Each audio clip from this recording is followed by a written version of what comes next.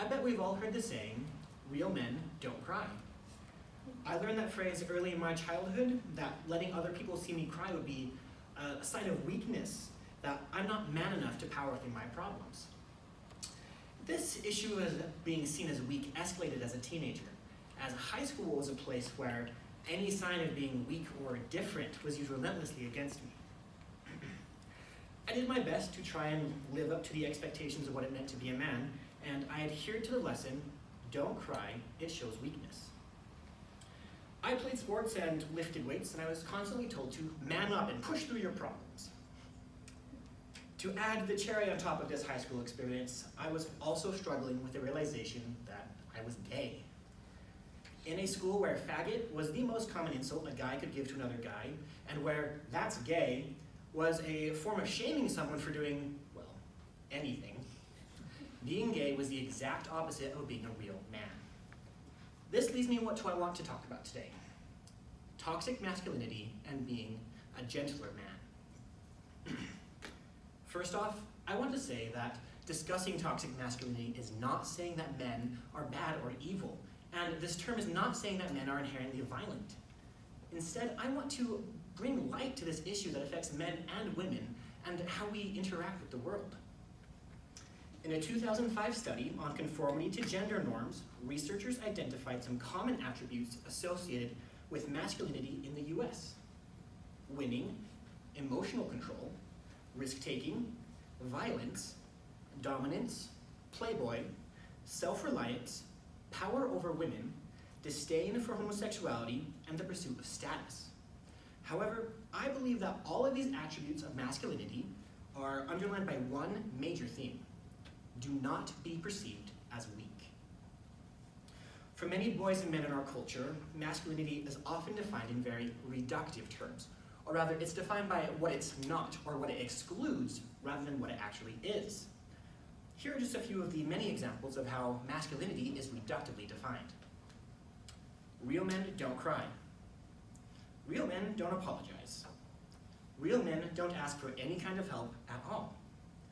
Real men stand their ground with the implication that they don't compromise and they don't admit when they're wrong. Real men like guns, sports, trucks, etc., with the implication that they don't like anything outside of that list, and if you do, then you're not a real man. Real men provide for their families, with the assumption that women don't or shouldn't provide for their families, and if a man can't, then they are not a real man. The Good Man Project also has an accurate description. Toxic masculinity is a narrow and repressive description of manhood, designating manhood as defined by violence, sex, status, and aggression. It's the cultural ideal of manliness, where strength is everything, while emotions are a weakness. Where sex and brutality are yardsticks by which men are measured, while supposedly feminine traits, which can range from emotional vulnerability to simply not being hypersexual, are the means by which your status as a man can be taken away. A classic example of toxic masculinity is Gaston from the Disney cartoon Beauty and the Beast. Gaston is vain, arrogant, and his comment, "No one says no to Gaston," is more than a little bit rapey. Throughout the movie, we see him use violence whenever he doesn't get his way, and ultimately, his unrequited feelings for Belle drive him to try and murder his rival, the Beast. It's a classic case of, if I can't have you, no one will, and his unwillingness to compromise or see a different point of view leads to his demise. So that leads to the question, what is positive masculinity? What does it look like and where can we find it? The Gentler Men philosophy is an online movement set on redefining what masculinity is and what attributes men can aspire to. Here's some ways how gentler men can define themselves. They believe that everyone can be gentler, both towards themselves and others.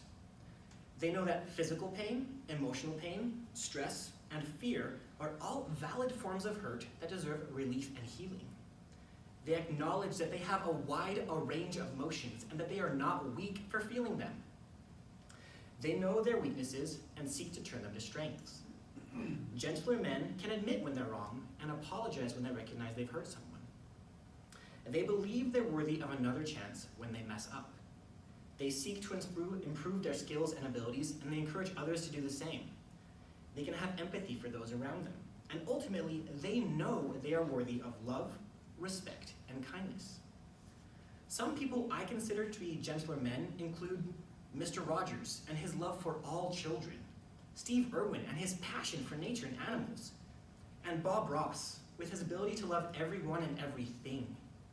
Gentler men want to return to the core aspects of masculinity: strength, kindness, and courage, not domination, manipulation, or violence. To all the men in the room, I apologize if you feel like I've attacked you in any way. There are so many issues in the world right now, but this is one that directly affects us. It can be hard to be a man, to have all of these expectations placed upon us and then feel damned when we don't meet up to them. To have a society that expects us to be strong all the time, that stereotypes us as only being able to feel anger, and who shames us for being kind or considerate. It's a rough place to be, and I empathize with your struggle because I'm going through it too. It's not going to be easy to redefine masculinity, as we've had hundreds of years of culture to shape how we think and see men. Even after everything I've learned about this subject, and all of my efforts in accepting myself and my emotions, I still have the subconscious desire to push back tears and present a strong face. I am striving to be a gentler man, and I hope that we'll all work towards building a new image of masculinity, one that's full of compassion, kindness, and courage.